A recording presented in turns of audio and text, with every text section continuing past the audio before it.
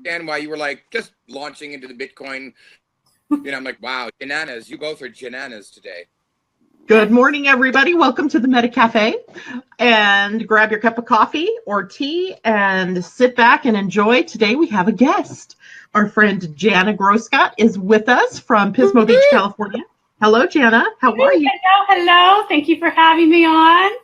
We always love to have you on here. Good morning, Suzanne Fulmer out there in, I forgot where she lives, but that's okay. Wherever you live, have fun there. And today we're going to be talking about the full moon. It must be a moon thing if there is Jana with us, because she is really involved with the new moon manifesting. And this isn't a new moon, it'll be a full moon. But anyway, let's not forget our handsome Jason sitting between the two ladies this morning. Hello, Jason. Good morning. I can tell it's sunny in Jersey because you're sunshiny. Cross your face. I'm doing the dramatic Hollywood lighting. Wait, I'll come in for my... Good morning, Suzanne. My broadcasts right in front of the window.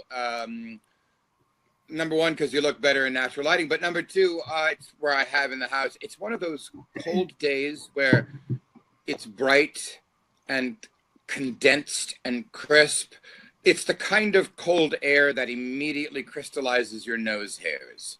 So that sounds like fun. And that's Suzanne's why I moved from Utah. Oh, and Suzanne lives in Utah, and I'm going to have to cover up the things because Jan is little today for some reason. I'm not sure what happened. And even your name is kind of covering, it's like covering right across your chin. So when you look at this later, that's better. That's better. I'll move my computer. Yeah, so, I can't see that, so. You can't help it if you're little. So before we started this morning, Jana, Jason was trying to figure out what to call you and me, because he was calling you Jana Banana and me the same sort of Banana thing. Jana, get it right. I was calling her Banana Jana, and then Banana Jana. Something. So what did we decide we were? Jananas. I'm just Jananas. I'm Jananas over both of you. It's the Banana and Jason show. I love it. You're so cute. Oh, Lord, we can't help ourselves. Okay, so let's dive into what's going on here. We have a little bit of a longer show today because, well, I still think we could pump it out pretty quickly. But remember, this is the last day for the Meta Cafe until January 8th when I return from my trip. And so we're going to dive into what's going on today, this weekend, and a little bit about next week because it's kind of an interesting early start to the week.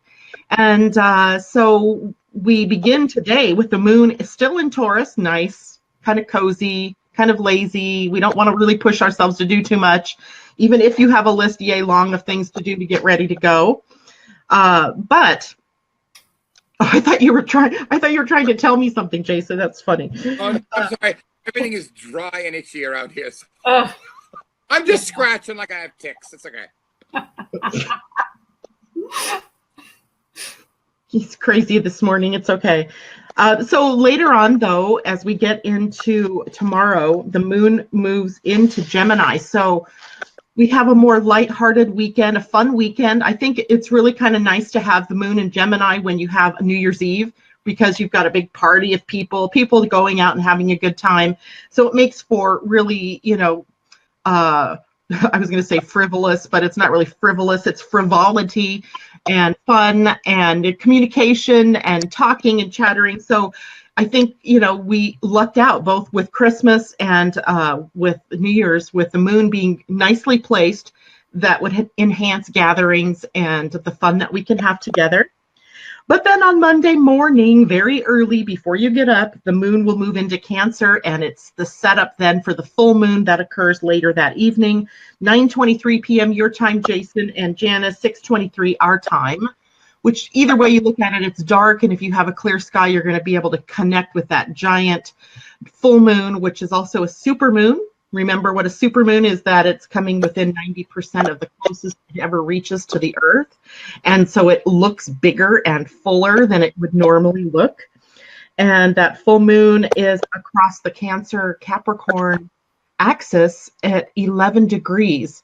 And isn't that interesting, Janet and Jason? Numerologically, we're moving into an 11 year.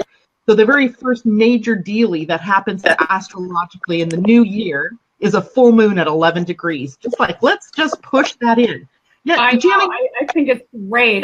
I'm super excited about the 11 energy. And, you know, this full moon is really about balancing the masculine and the feminine being the Cancer, the masculine being the Capricorn energy. And what better time to do that than to really, you know, let go of the old paradigm of power and step into our own personal power. Couldn't have said it better. Jason, you also do some numerology. What do you think about 11 energy?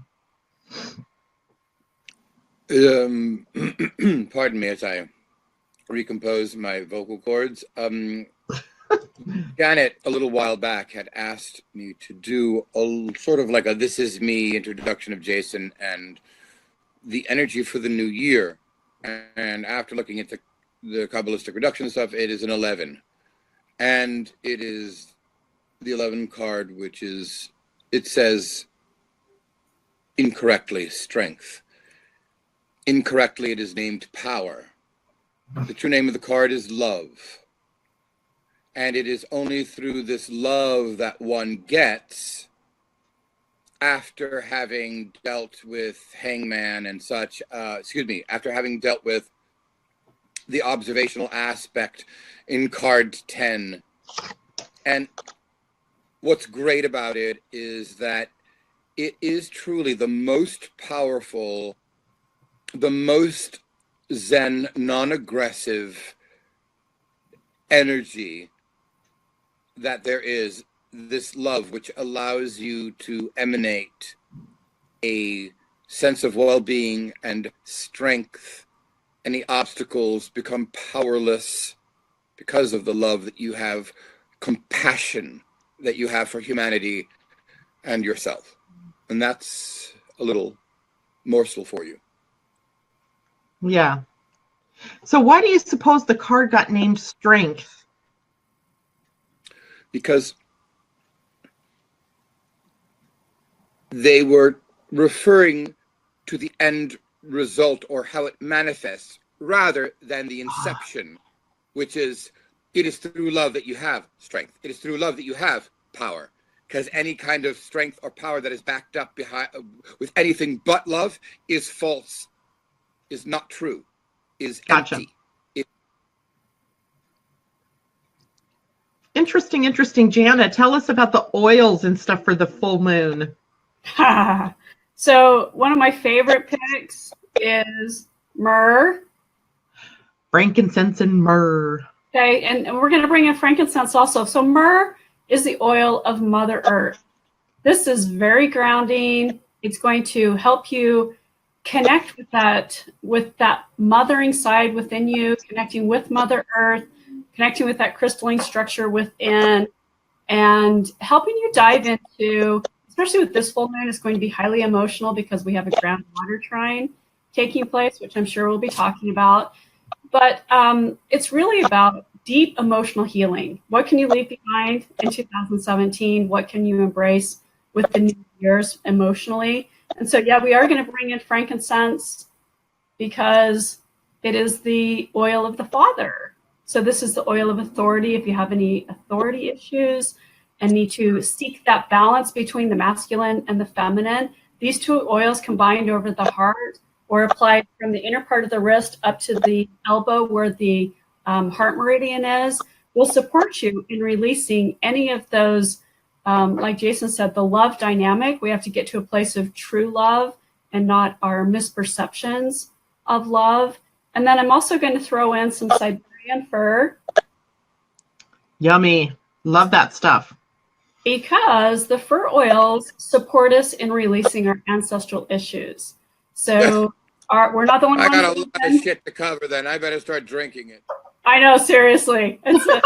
Let it come out your pores. Greeks, man. I don't even know how we begin that stuff, but okay.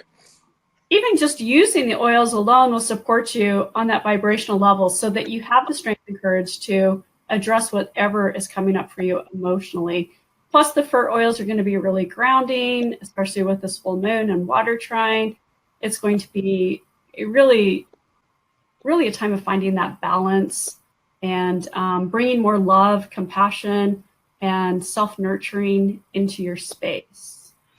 We actually have, I'm going to call this the steamy trine, because we also have a fire trine happening, and fire and water creates steam. Ooh. So we have some really interesting energies with this full moon. I wish there was a steam trine. Sounds like I'm trying to say steam train, only it's coming out trine, like I'm from the South. But the net effect here is a lot of available elementary energies for this particular full moon. And it is, remember full moon, releasing, culminating, revealing in some way. And so it could be an interesting time as we start the new year. I would hate to see us start the new year with something big and banging, like an explosion or something like that. But unfortunately, the day after the new moon or the full moon, Uranus turns direct. So energetically, he's in fire, and he's already created all kinds of havoc in our world. And at the moment he changes direction, instead of the more inward energy that's been shifting and rebelling, it now is a very outer world expression of that. So I think that will be interesting in the shadow. That actually happens on Tuesday the 2nd. It's Tuesday the 2nd? Yes. Yeah, because Monday's the 1st. So that begins your week. People, you're going to have a really interesting week between the full moon and then Uranus turning direct, Uranus in fire, the moon in water, and then we have a ton of planets in Earth. I wonder if it's an angry volcano that gets, beside itself. Is it, literally something else in the world, an outer world expression? We inside may feel more volatile than usual, more steamy, more apt to blow in some way. So, let's try for calm and cool and collected. Maybe don't overdo it New Year's Eve, so that when you do get the moon into Cancer, you're not having to self-nurture because you didn't take care of yourself during the revelries on the night before. Also, in this axis of the moon is the parent-child relationship. And that axis of Capricorn and Cancer brings us to the idea of nurturing versus caretaking. These are the opposites that we're talking about. Nurturing, which would be the more positive expression, caretaking, taking us into a feeling of more being a victim and having to take care of, as opposed to nurture. Dependency versus self-sufficiency. So we're sort of opening or shining a very bright spotlight on those parts of ourselves where we need to learn to express ourselves in more self-sufficient ways.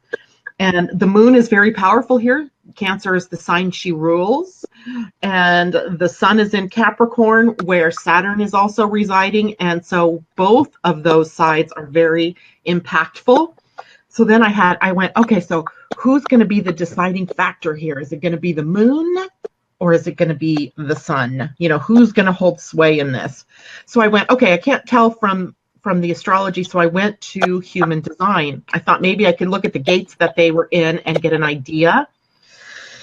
I just closed my book because I was a little bit flummoxed by the fact the sun is going to be in gate 38, which is the gate of the fighting for something. Not necessarily fighting like, physical fighting, but, what is it what cause is there that is worth it for us to fight for? What is, if we're struggling, we always say in human design that suffering or struggle is part of the experience, but suffering is optional. And so struggle is at one end and fight at the other. What is it that you're fighting for? And is it a worthy fight? Is it worth holding the course of action to take to stay with this thing that's changing? But the moon is also at gate 39, one of my favorite gates. It's emotional provocation. And it does seem like this moon might have us all wearing our emotions on our sleeves, and that, with the energy of the fire trine and the water trine, that it could kind of erupt into some steaminess. I hope not, but if it does, whatever, right? We know how to deal with it, right? What do we do, Jason? We don't react, we breathe. and then take Yeah. action. Observe. Observe. Get Yeah. out of the way. Yeah. So we need the cards now. We got to have cards to help us. By the way, Janet, is myrrh a bark of a tree? That's a good question. I believe it is. It has a really earthy smell to it, like mushroom dirt. Something that's like really rich, moist soil is what it smells like to me. It's not one of my, like if you think oils are always going to smell good, No. they don't. They don't always smell good. A sommelier will describe certain wines as being barnyard. Yes. That's reminiscent of that. Today we have the Hermit. Oh, that's a good one, especially for this. I like the moon and this star that he's holding, and I like this as being an introspective time, reflecting on the past and really what is it that we want to create.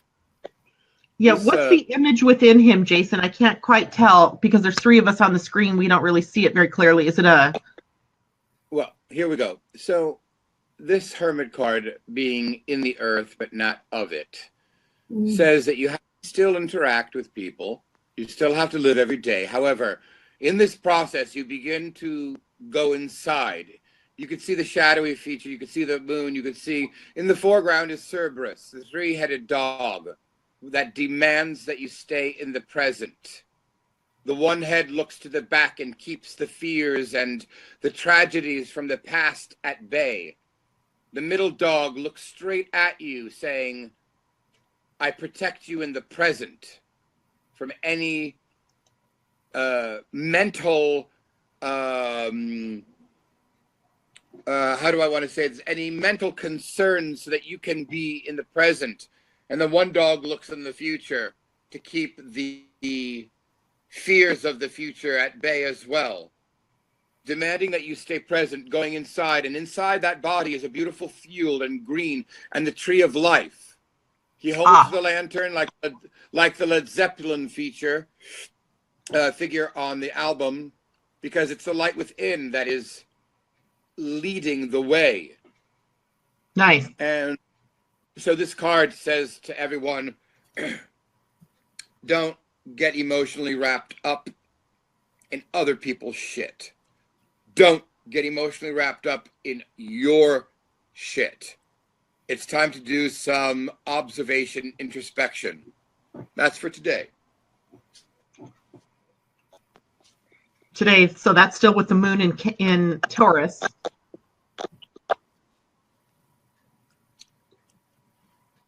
Saturday. Saturday is an excellent day. Very beautiful. I like that card. It is gorgeous. Yeah. Two of Swords. In the foreground, you see the emerald, talking about love for humanity and riches. The two hilts of the sword are the snakes of the aurora. What does he call it? Aurora Ouroboros. Ouroboros. But in this, they are not connected yet. They are waiting to come together. You see these two swords, they cross in a cool card with a mandala behind it, and they're crossing through a beautiful, pure, faith in God lotus. That's gorgeous. This card I get for people who are partners that are well suited, whether it's in business, people that are well suited in the home life.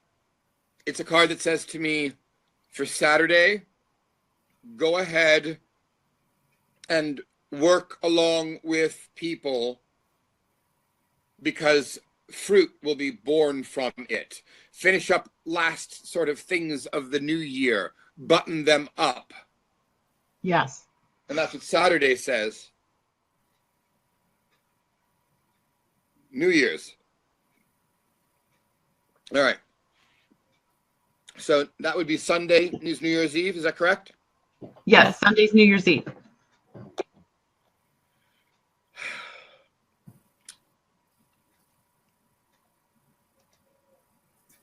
Yikes. Now, that's a 5. I can tell it's got to be a 5. It's a 5. It's the card of worry and anxiety. As soon as I saw it, I thought, oh, way too many people are justifiably or unjustifiably concerned about what is happening in our outside world. This card tells me that there is worry about. Do you think it's people maybe worried about what might happen in 2018 as opposed to looking backwards over 2017, or? Exactamundo, lady. You took the words right out of my, not to be good. I'll try to be, you took the words right out of my mouth. This is a card that, because of what we have endured for the last year since, or I should say since November 2016, yeah. And the elections, people are, for the first time in a very long time, truly, truly questioning our safety, our economic safety, our physical safety, our internet data safety, I can keep going. We have had a rough spell. And most people, they are either clued out or trying to be pragmatists if they're not metaphysical. And I can see how this vibration on New Year's would be prominent. However, I refuse to leave us on a shitty pupukaka note. Yeah, don't leave us hanging. Don't leave us in the shit. However, so this will be New Year's Day's card, right? This will be New Year's Day's card. So there is magic to be had. Oh, beautiful. Oh my goodness, the magician. Lovely. Now, I can go on about the symbology, transformation of the butterflies, the hallucinogenic quality of the mushroom. We'll have to look at what mushrooms are because I don't really know the symbology. We have the fish, we have the sunflower, we have the Bora Bora Ababora. Now, Ouroboros is complete if you see around the legs. Yes. Okay. Infinity. Looks like his knees are wearing eyeglasses. Yes. Okay. It looks like his knees are wearing eyeglasses. You're funny. What do we know, Janet, about the magician? I just gave you a full report. What we know about the magician is the 0 card is basically God being with all that is. The real first manifestation is the 1 card. A new beginning. It is the most perfect card for New Year's Day. It is fraught with fantastic new adventures. It is fraught with possibilities. It is fraught with not just possibilities, but the tools to be able to use all of those bountiful, boundaryless possibilities that occur in the 0 card. We're not in the 0 card. We're in the 1 card. So make some magic. Use your tools. I love it. I mean, what better way to start the year? Perfect. Perfect. Perfect. Perfect. We couldn't have planned that better if we tried. And I see that as going back to the full moon, because it's really about the Capricorn energy is the God, manifesting your God energy or goddess energy. And then the feminine side would be the earth energy to bring heaven to earth. So that's what we're trying to do through this process, is create heaven on earth. And it's been a process, hasn't it? Say that again.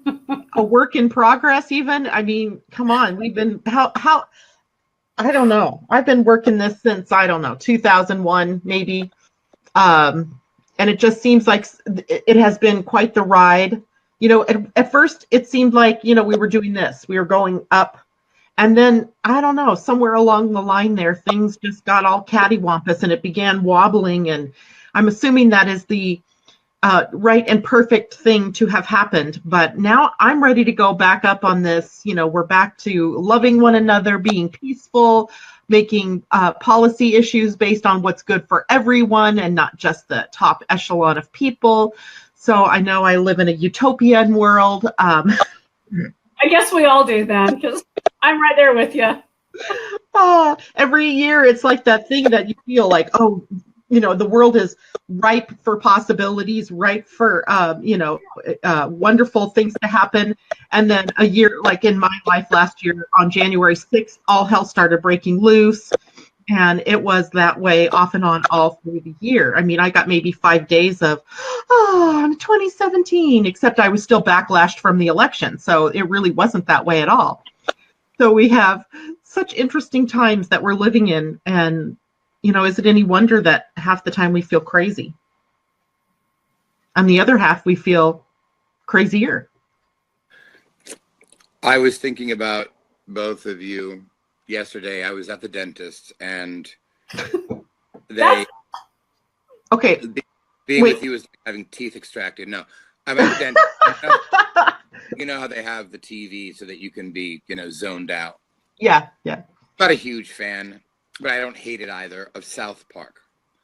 And it must have been an older episode. And the reason it must have been an older episode was because the president was Obama. And I laughed at one point so hard because I was thinking about both of you, and I was thinking about the thing you've said about, these, oligarchies falling and the privileged and the blah, blah, blah. The entire episode was about sex addictions. And Cartman and the other kid, they think they have sex addictions because Cartman is always thinking about Bush. Whatever. They get to this meeting, and I was drinking. I remember I was drinking, and I laughed, and stuff came out of my nose. Who's at the meeting now? Too bad it was too long ago that they couldn't make some additions. However, at the meeting was Bill Clinton. At the meeting was David Letterman, David Duchovny, and I guess a couple other people, like there were sports people, but I don't know who they are, that have also how shall I say, damned their souls by inappropriately dealing with women. No, wait, let me try that again. Who have basically inappropriately dealt with women. And so there was this counselor at the head of the class, and he's writing up things to avoid, like sex shops and la la la la la. But to hear the way these men were talking, they obviously hadn't learned anything. To hear the way that these men were talking about women, and to see how many famous people they had. At one point, they go before Cartman, whoever it is, goes before the president, and he said, he's like, we have a problem, and what are we going to do about this? Mr. President, can you explain why we have this sex addiction problem?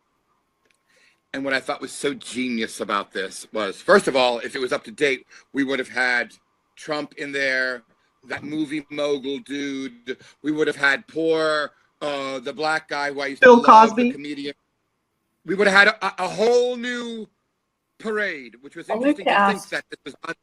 Yes, a whole new parade of characters. This was done in the past.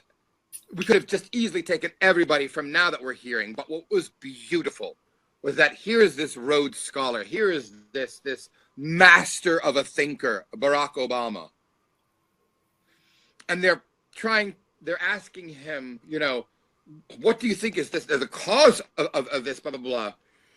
And you see him consternating. You see him trying to come up with a viable, logical, cogent explanation for this. And after going through certain justifications, he finally comes to, he says, the only way that I can see that this is possible is that aliens came here and gave us the sex addiction virus. It was the only conceivable thing that poor Barack Obama could come up with, because everything else is beyond his capability, which I thought was so incredible. And it just struck me that, like, if we did this today, we'd have a whole different cast of those people. It's the Anunnaki's fault. It was fun. I was thinking, I was like, oh my God, you could see he couldn't figure out why men do this. He's just like, at one point they've got Tiger Woods, and the poor man, his wife is beating the shit out of him with a golf club. It's just, Did that really happen? I believe so. But what was Yes, even it did happen. but Yeah. what was even Attack him with a golf club. what was even funnier about it was that they switched over to these scientists. The scientists who, by the way, brought it before Obama, because the scientists have been trying to cure this virus or cure this disease. And here it goes. This is the fucking payoff. So we've done quite extensive research with chimpanzees, and all of a sudden, he goes, well, what kind of research? You said, well, we observed that when we afforded these chimpanzees with a certain amount of money, they started to act differently. And so all of a sudden there's this domestic domicile sort of scene of all these chimpanzees scratching each other and hugging, and the guys bring out these two huge big bags of money and put it down around the one monkey. And the one monkey, from being normal and sort of adjusted and balanced and whatever, sees the money, picks it up, and you see him, he gets this manic quasi-frost look in his face, and he goes around and he starts to fuck. He starts to hump literally everybody on the campground.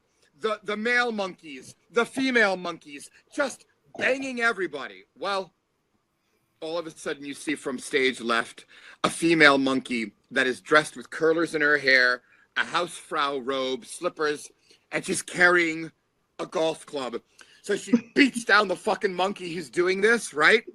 All the other monkeys start to beat him down. And this is what made me fucking laugh. The scientist says, after the monkey was dealt with by the rest of its society, blah, blah, blah, blah, the monkey seemingly got away unscathed by making a lighthearted apology on his talk show. And you see the monkey in a makeshift talk show talking about, I'm sorry about what I did. Unbelievable. Unbelievable. And that was a couple of years ago. So, Life imitating art, or is it art imitating God. life? Anyway, thank you for letting me take you down that journey. And you did, this was all while you were at the dentist. Yeah, I'm laughing. Of which but that's a whole different, I walked out of the dentist's office, but anyway, that's besides the point. I wanted to let everyone know that since Banana Jana, or Jana Bananarama, my two ladies will not be around, maybe I can get Janana's, dark-haired Jananas, to join me next week. I'm going to pick up the torch, and we will be doing the morning readings, but not on this format, which is Janet's, but on my Instagram. I wish I had it already typed out, because I thought my Instagram name was Titillating Tarot with Jason Livanis, but I guess Instagram decides to do what they want to do, and they shorten your name. So if you go into Instagram and you type in either my name, Jason Livanis, or the word Titillating Tarot with, and then it does this _ JL, that will be me. I will be doing it usually when I get up. I will read the card for the day. You can see it up all day long and read it. So you're not going to be left energetically unaware. Nice. We wouldn't want to have I don't that. know how. Hey, Jana. Yes. Are you able to broadcast? I don't know what you mean by that. The application and or format that we're using at the moment. Do you also use this Be Live or something like it? I have not used this before. I typically use Zoom. All right, gotcha. So we will talk off air about maybe doing something. I will also then assume, Janet, that this coming week, you're obviously not doing a show. No. I will talk to you afterwards about whether, you can maybe set one up, and I'll just go in and either do readings, or I'll do the next card, or I'll have Jana on the show, or whatever. Yeah. So now, are you going to do a show next week? That's a good question, because if so, I got to get that episode up and ready to go for you. And yeah, just do me a favor, just put up the regular generic one, get it ready, and I'll just go in for the scheduled program and do it. Got it. Perfect. Much past All right, that, everybody. Happy New Year. Oh, I'm sorry. I was walking on you. Go ahead. Happy New Year to everyone. Happy New Year, everyone. Jana, thank you so much for joining us in the morning. You're a pleasure to have. Jason, as always, much love to you. And I have a great vacation. Thank you very much. I hope everyone has an awesome week. We did take you through at least some the highlights of the energies for next week, so you won't miss out too much. And we'll see you back here on Monday, January 8th. And until then, we love you. Have a great New Year's Eve and a Happy New Year. Happy New Year. Bye.